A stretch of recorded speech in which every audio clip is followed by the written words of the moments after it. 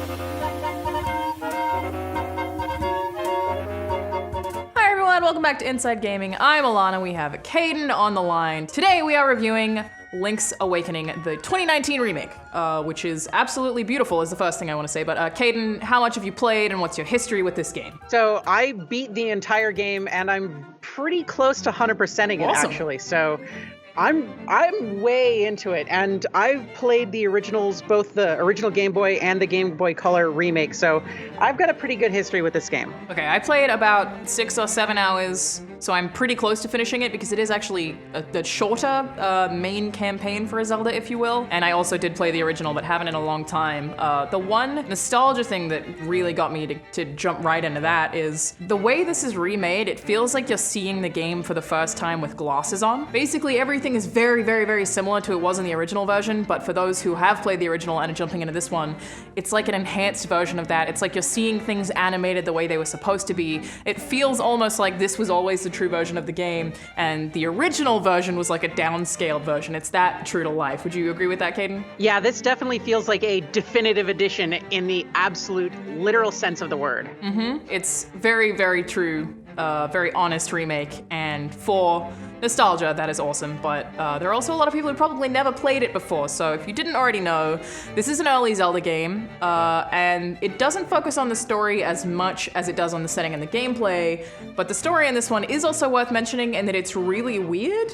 It's almost a little bit Twin Peaksy in characters in some ways. Are you into that part of it, Caden? Oh yeah, I love this weird abstract sense of things that permeates the entire story. So games like this and this very weird story really gets me, and this is such a departure from everything that Zelda was before and even is now as far as setting, that it feels like the black sheep of the family, but in every other sense it's what made the series so great. Yeah, I really like the weirdness of the story, but it's also juxtaposed by how pleasant everything seems to look. So the meshing of those two things is really exciting. But Caden, to explain what's going on in the story for anyone who doesn't know, what's happening in this game? So Link's going on an adventure. This is set after Link to the Past. He gets on his boat and he gets caught in a storm and it crashes on a mysterious island with a giant egg. Marin finds him on the beach, gives him a direction, and that's pretty much it for story. You go get your shield and sword and you're off. Yeah, and it doesn't hold your hand that much either. The first time that I picked up the remake, I was like, I don't remember where to find my sword.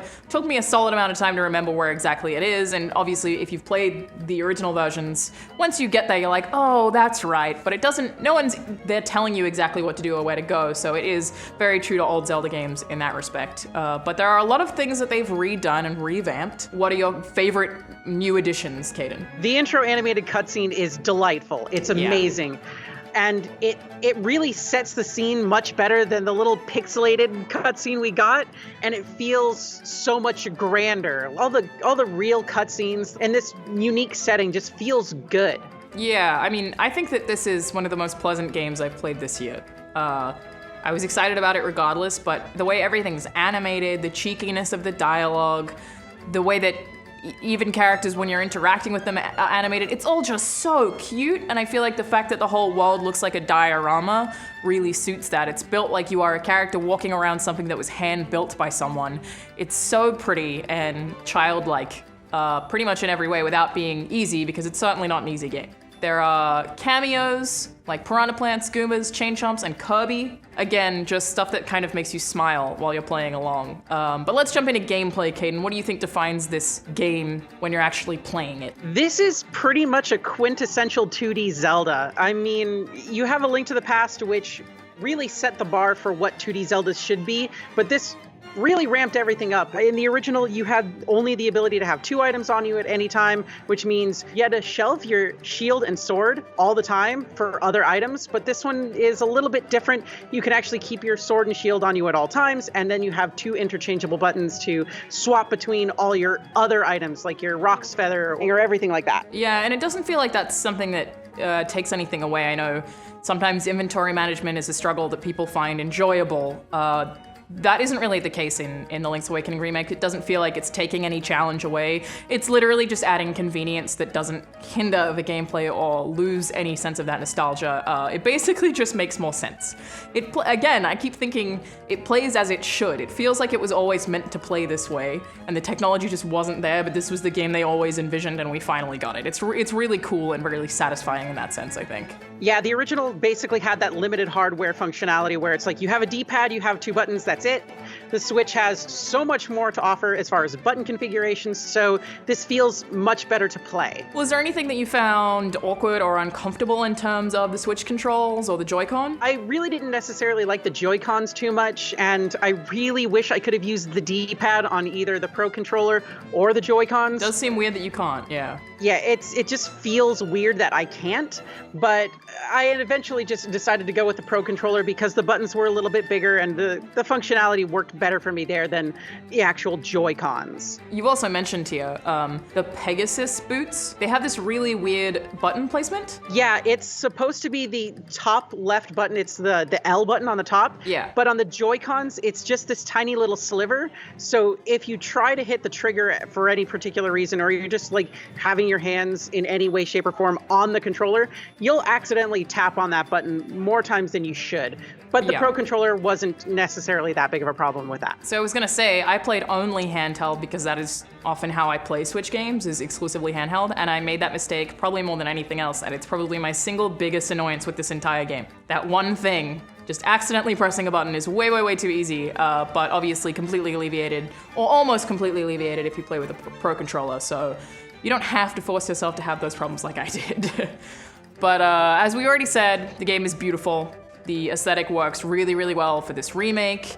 If going forward this was a style they'd stick with for future 2D entries and remakes, I think we'd both be more than happy with that. What really stood out to you about it, Caden? Everything popped. The colors were so dynamic. I never really lost Link when it comes to the green hues or anything like that because of Link's blonde hair. It's all so vibrant that you'd think it would get muddled together, but it really doesn't.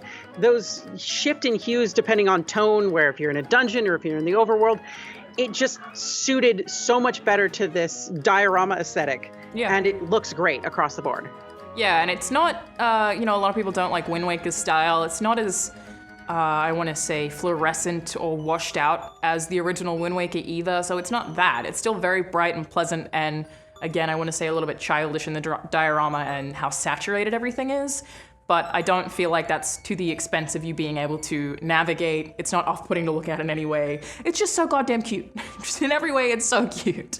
Yeah, definitely very easy to identify where Link is, and also I feel like the puzzle design in this game is aided when you're in a dungeon and you're trying to solve a puzzle by very easily being able to differentiate if a stone or a skull are slightly different colors, for example. Like, all of the puzzle design is really clear in color as well, which I feel like the original couldn't possibly have done. I don't remember, but I feel like that can't have been as much of a thing. It just has very good visual communication, I think. Yeah, it's very obvious for things that you need to pick up, things that are movable, things that are pushable, things you can pick up. It's all very distinguishable from each other, and you're never really going to get confused by, oh, I can't do this with this. That's not what that item is. Yeah, exactly. How'd you feel about the sound, the music, the sound effects? Aside from the visuals, the music is probably where this game shines the most. Mm-hmm. The orchestral score just works so nicely, and there's little twinkles here and there that fit that diorama aesthetic. My favorite track is probably The Animal Village because it uses little sound clips of dogs and cats.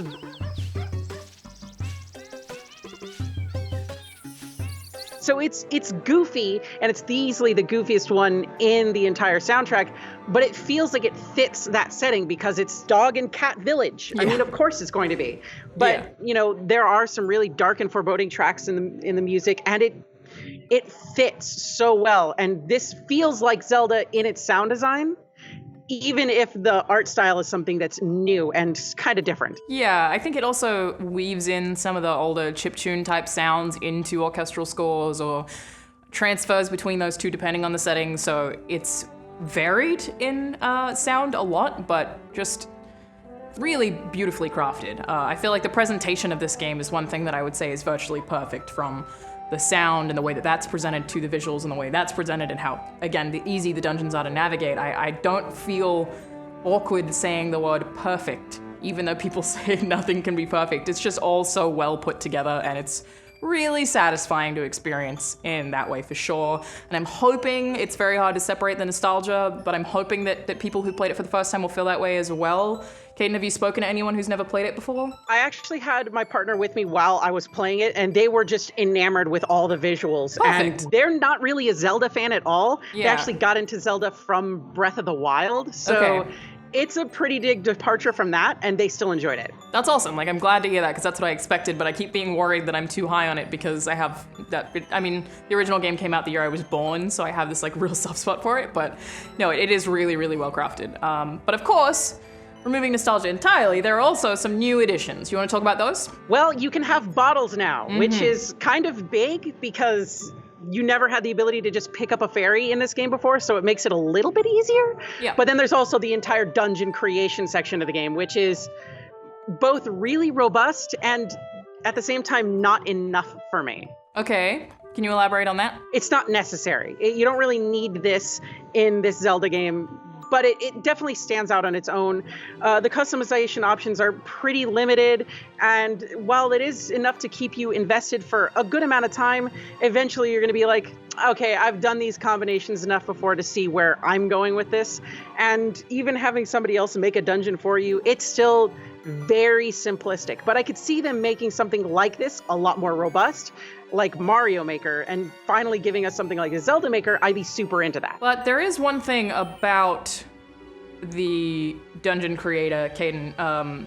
If you're looking to get all the heart containers, you actually need to do this stuff to get all the heart pieces, right? Yeah, there's a certain amount of tutorials and stuff that you need to go through with the dungeon creation to actually get that 100% completion. So you do have to do a little bit of it, even if you don't want to. Did it feel tedious, or was it a pretty small amount? The tutorials aren't too bad, and it doesn't take too long to do, but it really does feel like it's ripped out of another game that could be, rather than being something that's additive to this game. Yeah, I feel like they might be looking at feedback, and this could be sort of a part one where they're literally testing it. Like, this is a gateway into them making a proper Legend of Zelda Maker, which would be super cool, but we might just be dreaming a little bit there. I played entirely handheld and occasionally had frame rate drops. Actually, not that occasionally, they were kind of common. How about you, Caden? I played almost entirely in docked mode just to capture footage. I played a little bit in handheld. I didn't notice too much problems in handheld, but man, does docked mode have some serious frame rate issues. And they are super noticeable. If you haven't ever noticed frame rate drops before, you'll probably notice them here. That's how bad they are. Okay, they weren't that dramatic when I was playing handheld, but they were common. I'd say one every area probably. Didn't last that long, and the frames, they didn't lose that many frames, but it did happen a lot, which is really unfortunate because usually Zelda games are super polished, though I suppose Breath of the Wild also had a bunch of frame rate drops in that opening area as well. It's surprising because this game doesn't seem even half as dense, but those are the only technical issues that I actually had. How about you? Yeah, that was pretty much it for me. Every time I did a screen transition, it had that slow startup with the frames just kind of dropping intermittently. And then once it started going, it was going. So the problems are, as soon as you get into an area, it's going to just slow down and then it will start running properly. But it just makes the overall presentation look sloppy compared to this really great art direction. You have this massive frame rate drop every time you transition into screen. So it's a little bit disappointing. I guess it's possible they did it on purpose for nostalgia, but it doesn't come across that way to me because it's jagged rather than being smooth when you swap between an area. So seems unlikely, but some people might suggest that that was an option. You also mentioned that you wish controls were remappable? Yeah, again, to the point of having that problem with that stupid little Pegasus dash boots. Yep. I wish I could move it to a different button, maybe somewhere else, because there's 2 shield buttons. So why can't I just move it to one of those, or literally anything else? Also, again, I really, really want to stress this. It probably would feel so much better using a D-pad than that analog stick. It just feels floaty with the analog stick. It's okay, but I really wish they had D-pad controls because it's not being used for anything in this game. Yeah, I don't know why you wouldn't have the option to do both. It seems really strange. It seems like a missed opportunity. It's an odd one, but Those are still fairly minor complaints. Like I said, the boots did bother me more than anything else in this entire game. For the most part, I found it extremely pleasant. I was smiling all the time. The animations made me happy. I love the weird setting of Link's Awakening, and I like how true of a remake it is as well. I just kept getting that feeling of seeing something that has gone down in history as a hugely beloved game be remade in a way that I love it, I think more than I originally did, is a pretty huge deal. How do you feel about it in conclusion, Caden? Well, any game that can base its original origins on Twin Peaks is a game that I really love. So if you haven't really played this, this is probably one of the most formative Zelda games ever made. And it really set the path for Zelda as a future. We wouldn't have Ocarina of Time if we didn't have Link's Awakening. And it just feels good to go back and play it. If you haven't played it before, it's pretty simple, but it is that good amount of length that it's enough challenge and long enough that you feel like you've accomplished something at the end. It's not necessarily super replayable, and again, it is super short. The bosses are really easy, and the designs are very different from other Zelda games, but Link's Awakening, it holds up really well, especially with a little quality of life updates. I liked it a lot. Yeah, I totally agree.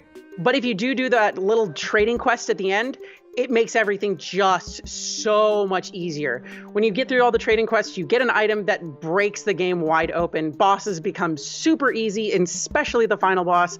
So if you go through that and you want to have an even easier time, do the trading quest.